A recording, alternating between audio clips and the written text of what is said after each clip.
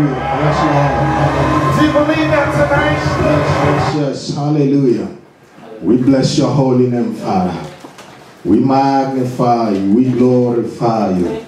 Hallelujah. Hallelujah. Hallelujah. Of a truth, O Lord, you are not a God created by human hands. You are not a God dependent on any mortal man. You are not a God in need of anything we can give.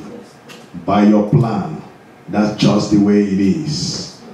Father, we thank you for the opportunity to come in your presence tonight. We just appreciate you for your goodness unto us. We thank you we have come as you have commanded us to. For you said that we should not neglect the assembling of ourselves together. As we have appeared before you tonight, manifest your presence in this place.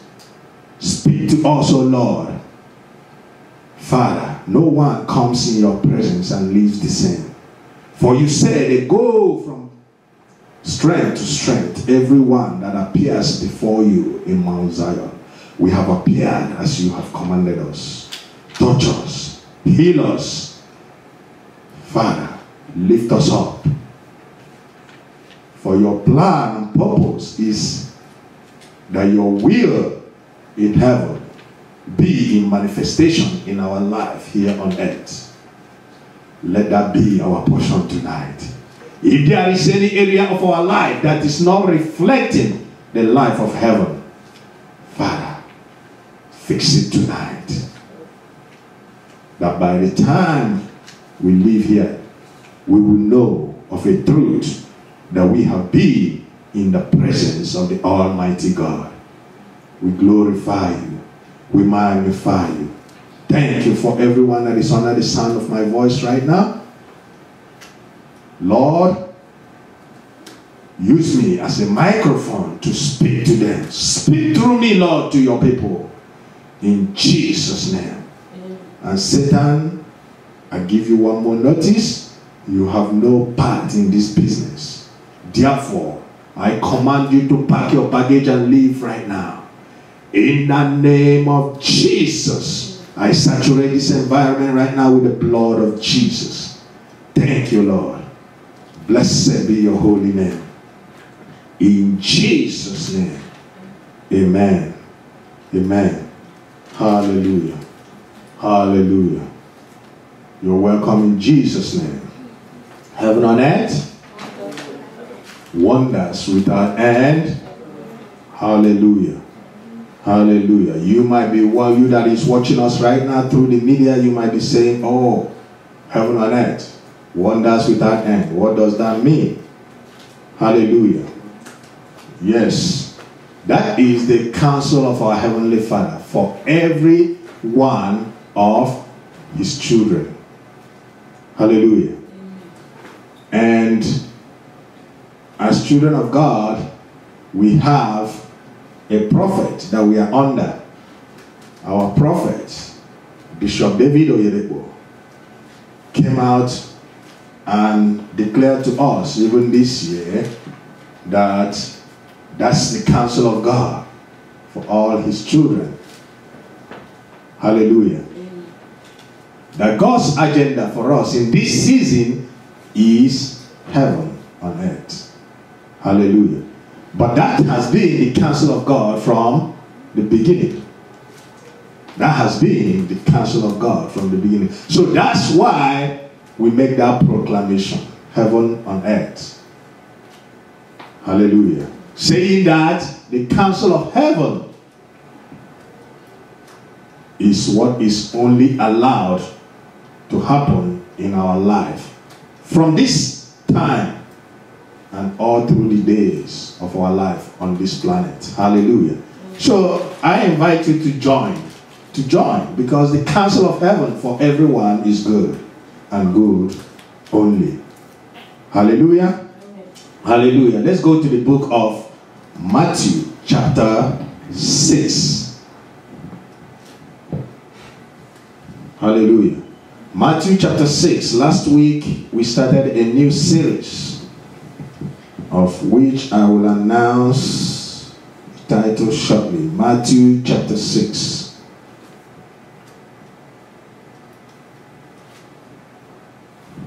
Are we there? We're going to be reading from verse 9 to 10. Verse 9 to 10. Our concentration is in verse 10, but we will have to read from verse 9 to enter into 10. This was Jesus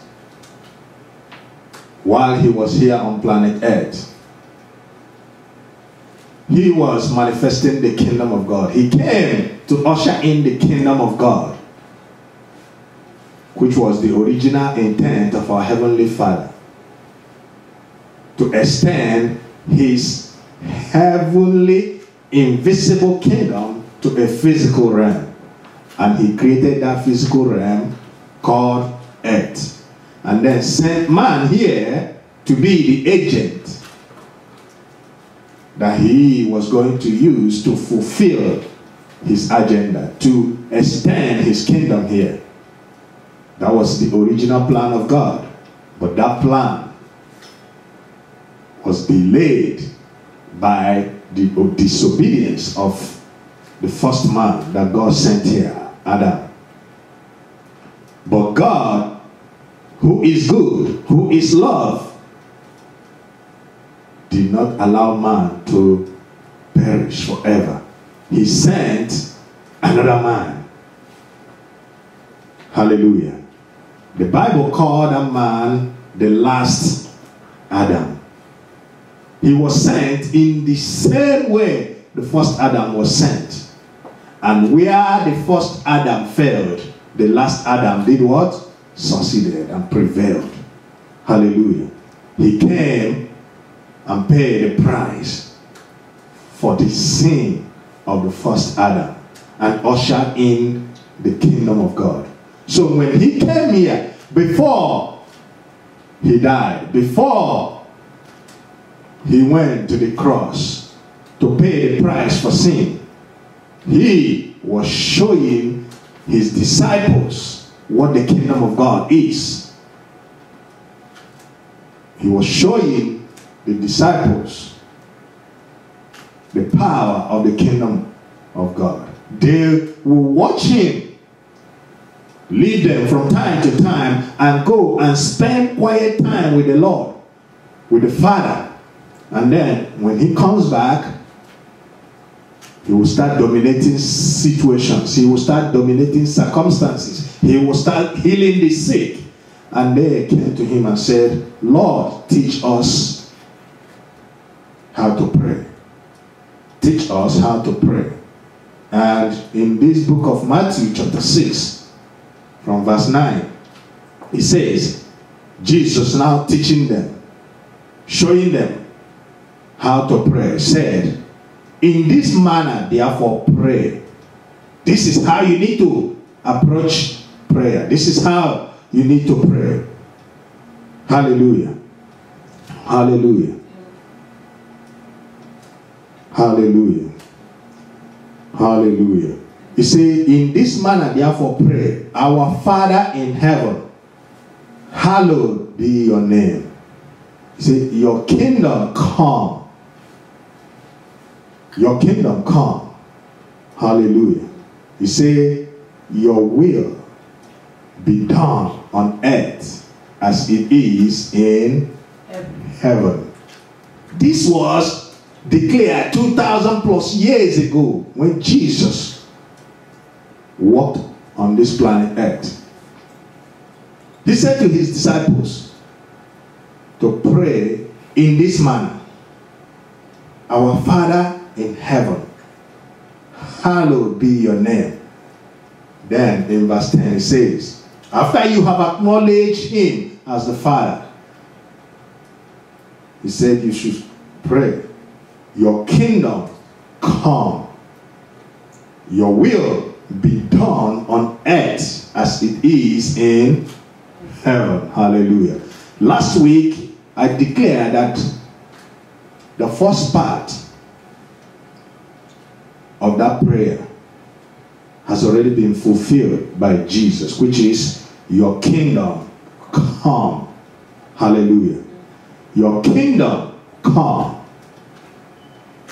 The kingdom of God, like we saw in the last series that we did, we showed it clearly from the word of God that the kingdom of God has come. The kingdom of God is here in this world.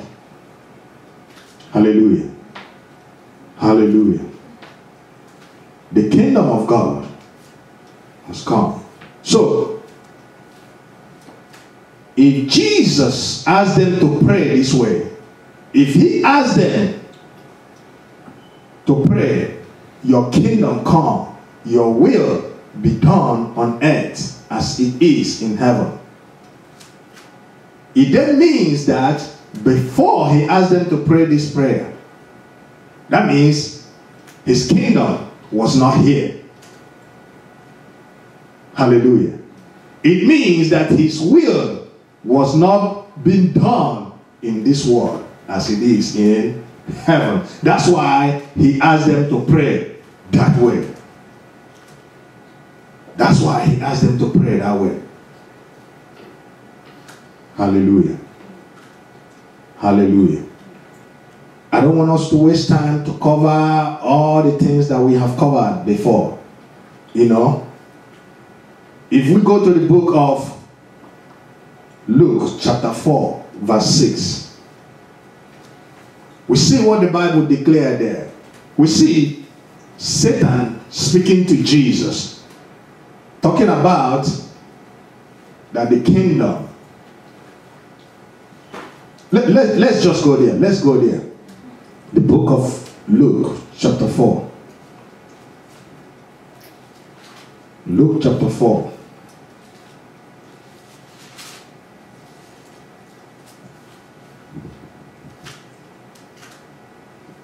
Verse 6. This was the temptation when Satan came to tempt the last Adam that came. The same way, in the same way that Adam, the first Adam, was tempted, the last Adam was also tempted. And like I said before, everywhere that the first Adam failed, the last Adam did what? Prevailed. He succeeded. So Satan came to him here, tempting him. He said something clearly. In verse 6, he says, and the devil said to him, all this authority I will give you and their glory, for this has been what? Delivered to me, and I give it to whomever I wish. You see, the authority over this earth was given to man. And through the disobedience of man, that authority was what? Delivered to Satan. And he became the God of this earth realm. The God of this world system. That's why it's screwed up. That's why it is messed up. That's why it's not an equal system. Hallelujah. He said it was delivered to him. The first Adam delivered it to him. But the last Adam, Jesus, has done what? Taken it back from him. He has taken it back from him. And now ushered in the kingdom of God. And ushered in the kingdom of God. So, like I said, the topic we'll be dealing with in this series is God's will is. God's will is. And each time we are here together, we will declare what God's will is. And we deal with that particular one. So today, let's go to the book of 2 Peter chapter 3 verse 9. Let's see one of the will of God. 2 Peter. 2 Peter. Hallelujah.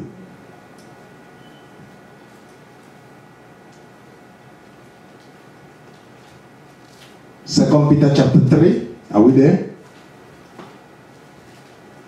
I'll be reading verse 9.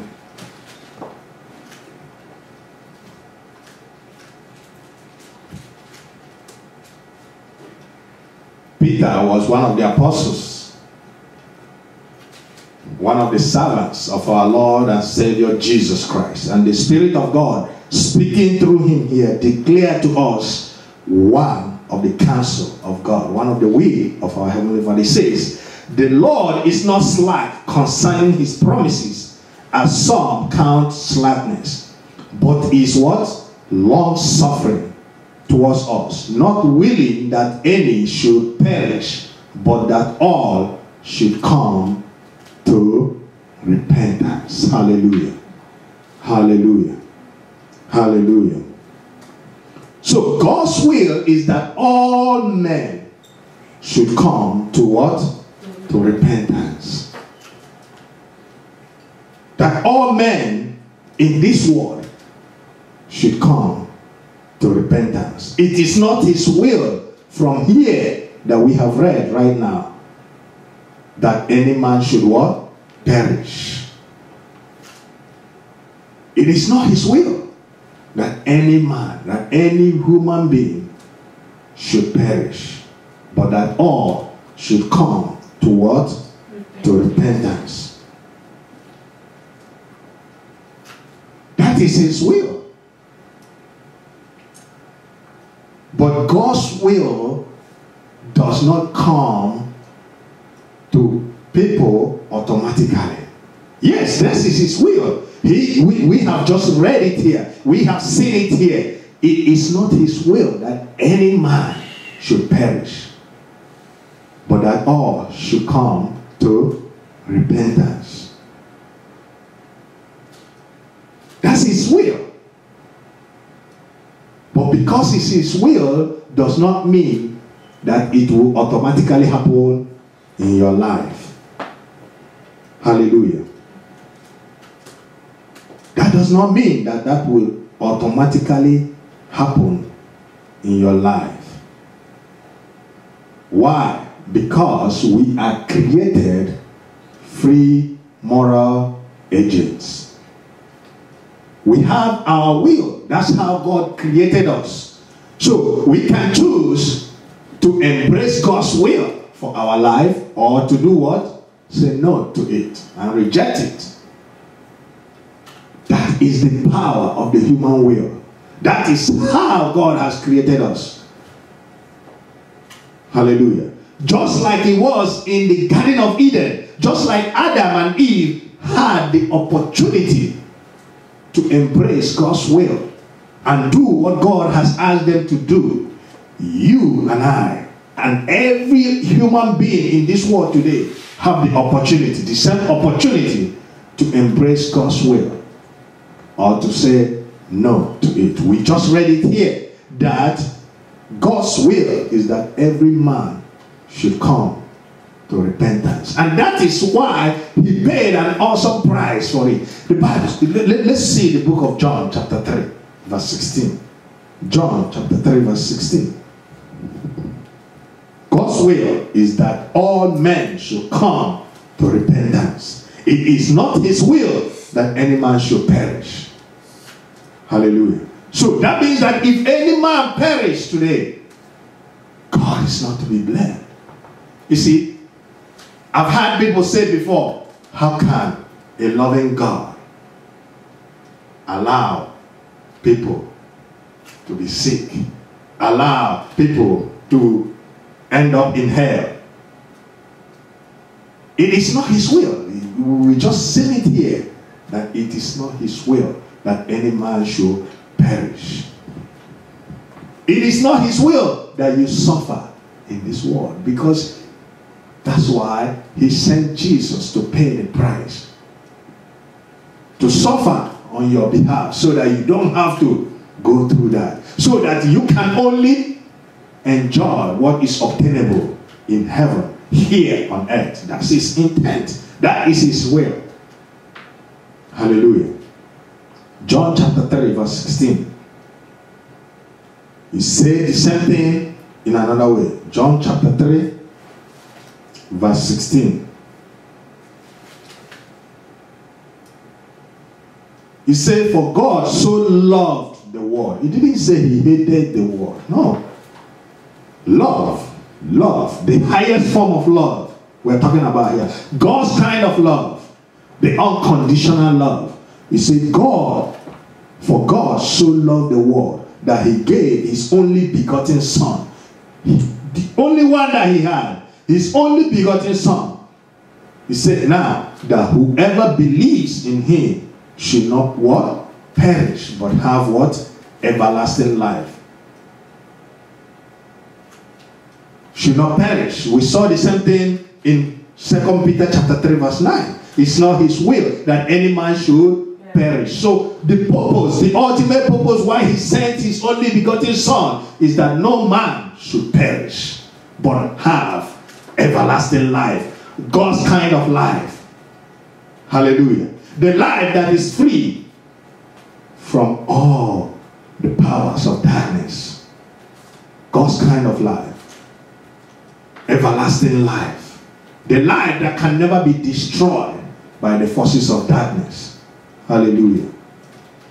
Hallelujah. That is God's will. That is God's will. Let's go to the book of Colossians, chapter 1. Colossians, chapter 1.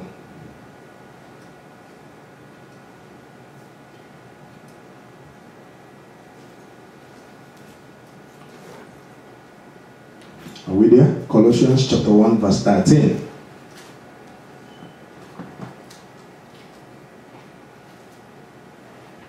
From the last teaching we did, we found out that the Messiah has come. The Messiah that was promised us from the Garden of Eden, that will bruise the head of Satan, that will take over the authority over this earth from Satan. He came. He fulfilled his part and has ushered in the kingdom of God. John 3:16, where we read, he said, whosoever. So the kingdom of God is now open to whosoever will, whosoever chooses, because of the free will that we have. It's now up to you to decide what happens to your life. It's not up to God. He has done his own part. Colossians chapter 1 verse 13. Let's see what he says. He says, he has delivered us from the power of darkness. The kingdom of Satan is classified in the Bible as the kingdom of darkness. The power of Satan is classified as the power of darkness. We are not saying that Satan doesn't have any power, that his kingdom doesn't have any power. Yeah, he has power.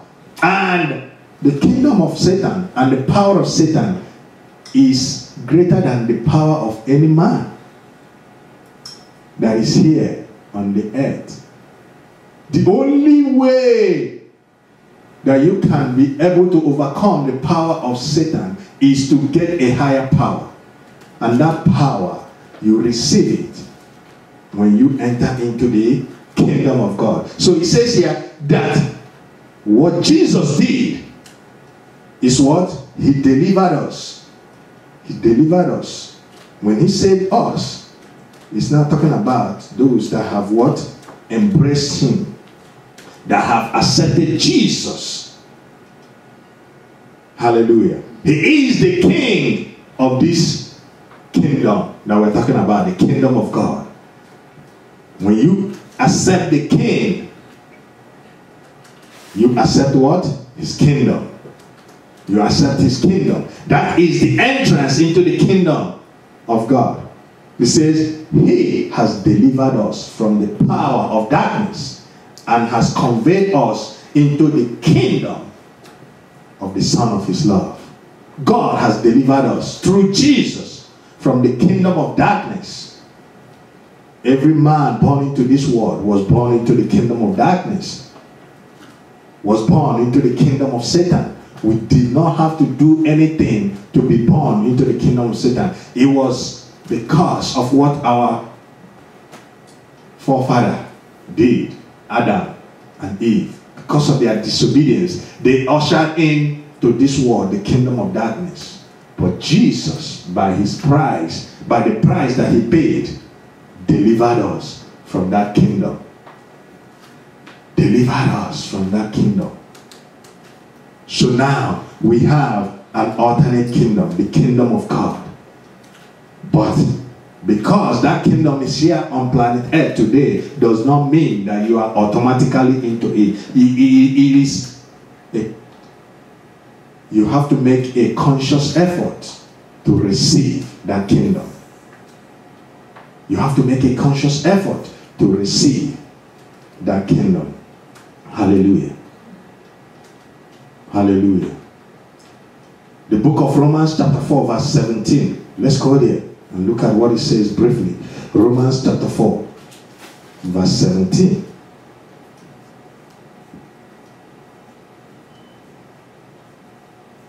Romans chapter 4 verse 17. Look at what it says. Oh, I'm sorry. Romans chapter 14 verse 17. Romans 14, 17. It says, for the kingdom of God is not what? Eating and drinking. Now you tell us what the kingdom of God is. But what? Righteousness and peace and joy in the Holy Spirit. That's what the kingdom of God is. God said it's not his will that any man should perish, but that all should come unto what? Repentance. When you repent and receive the kingdom, that brings you into that position of what?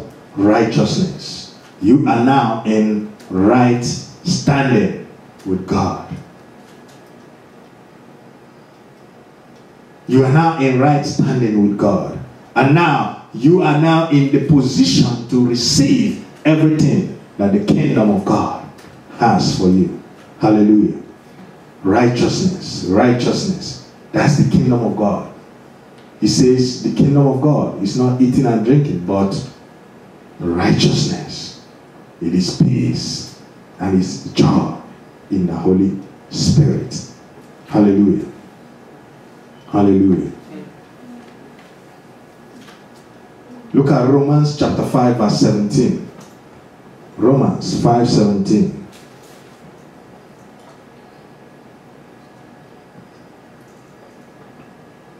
Romans chapter 5 verse 17. It says, for if by one man's offense death reigned through the one. We talked about Adam. His disobedience. That's what the Bible is talking about here. What his disobedience cost man. It brought in death. It brought in the kingdom of darkness. And everything that that kingdom has. It ushered in the kingdom of Satan and everything he has. And what does Satan have? Death, sickness, disease, and everything evil that you can think of.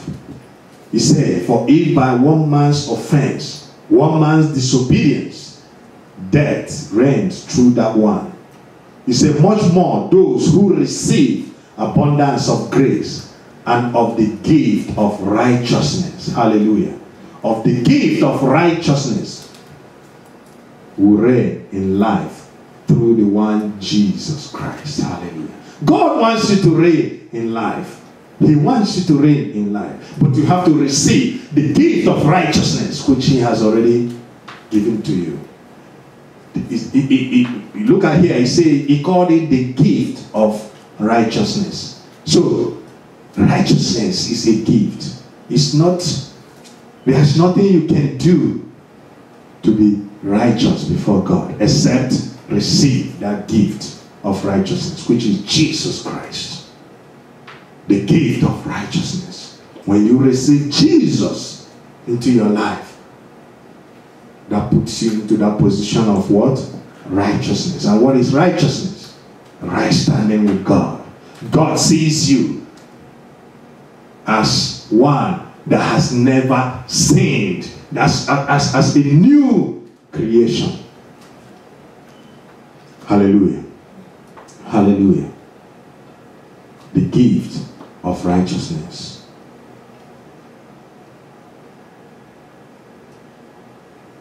Second Corinthians chapter 5 verse 21 said, God made Jesus, who knew no sin, to be sin for us, so that we might become now the righteousness of what?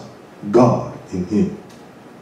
It's in him. It's in Jesus. It's in the King of this kingdom. Hallelujah. So there is no righteousness outside Jesus. You see? You might be saying now, oh, you see, that's what I talk about these Christians. They are so narrow-minded. We didn't make the law. I didn't say that. I'm reading to you now from the Word of God. Everything is in him. It's in him. Hallelujah. Hallelujah. You see, nobody will truly know the price that Jesus paid and reject him. Nobody will truly know what being in relationship with Jesus is and say no to it. Hallelujah. Nobody. Nobody. And the enemy that we're dealing with, Satan, does not want you to know about it. He does not. He doesn't. He doesn't want you to be free from his kingdom. He doesn't want you to be in charge of your life. He wants to be the one controlling your life. He wants to be the one determining what happens in your life. Giving you any kind of sickness that he desires to give you whenever he likes. But he knows. Why? Because he knows that when you embrace the kingdom of God, when you receive Jesus and enter into the kingdom of God, you now have the power over the kingdom of darkness. You now have power to dominate the power of darkness, to dominate Satan. At that point, he does not have the legal right to afflict you, to do whatever he likes to do with your life. He knows that, and that is why he's fighting seriously in every way to keep you in his kingdom. Hallelujah. Let's look at 2 Corinthians chapter 4. 2 Corinthians chapter 4.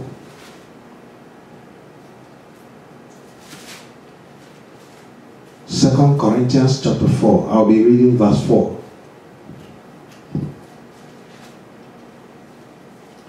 Let me start from verse 3 and then read into verse 4. I'm interested in verse 4. It says, but even, this was the Spirit of God speaking through Apostle Paul. He says, but even if our gospel is veiled, it is veiled to those who are perishing.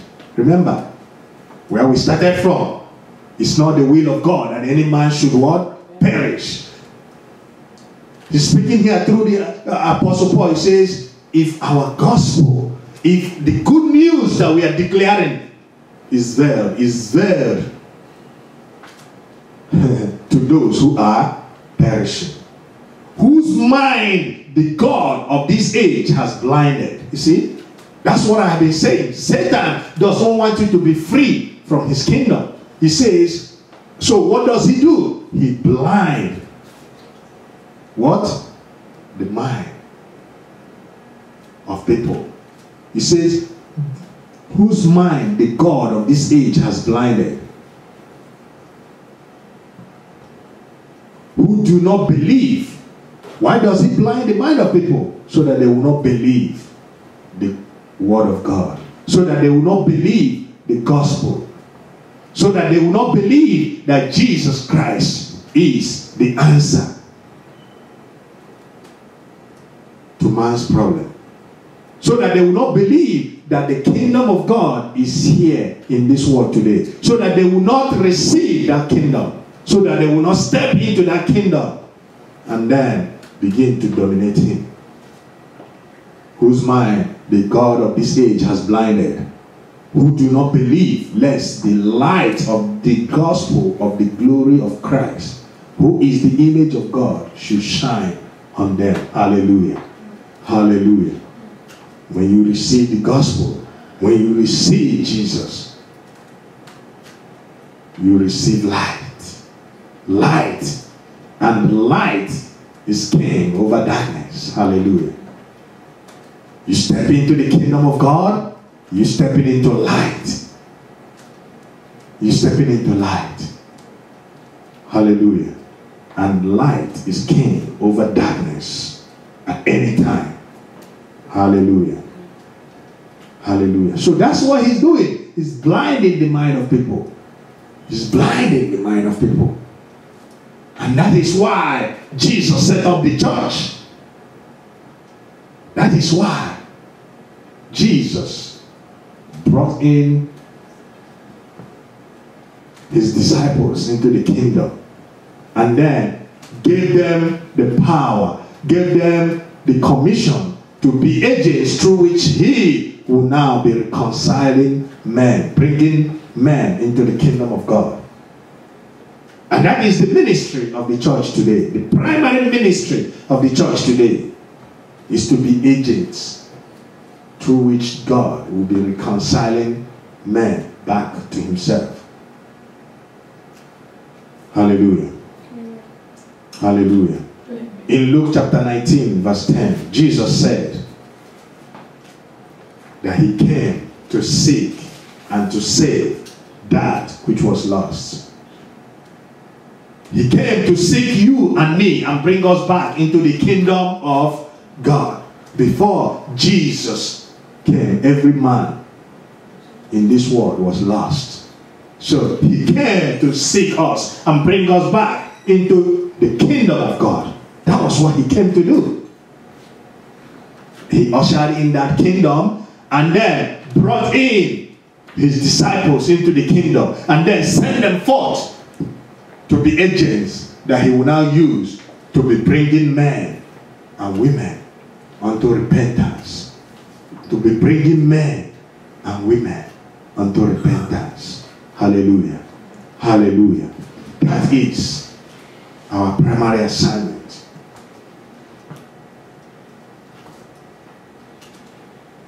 To be agents through which God will cause men and women today to step into his kingdom, to come to that place of repentance.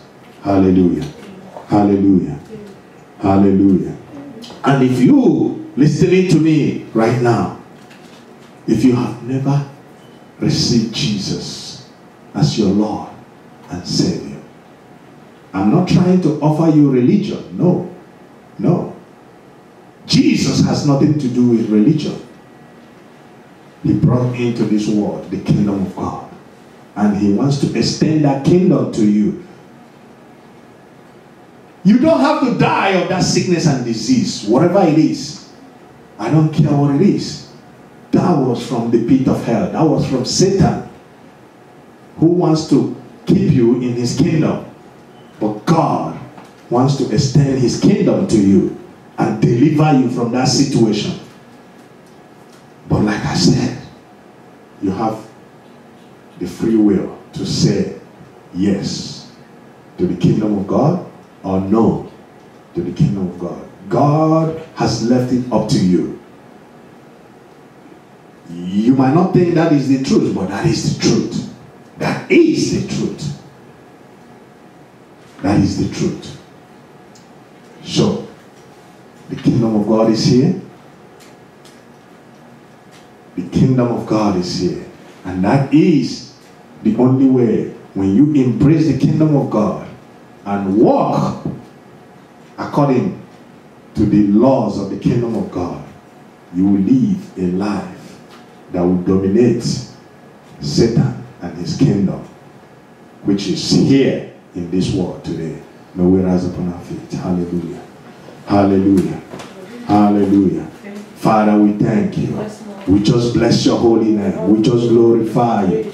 We just magnify you for your kingdom that is here on this earth today. We thank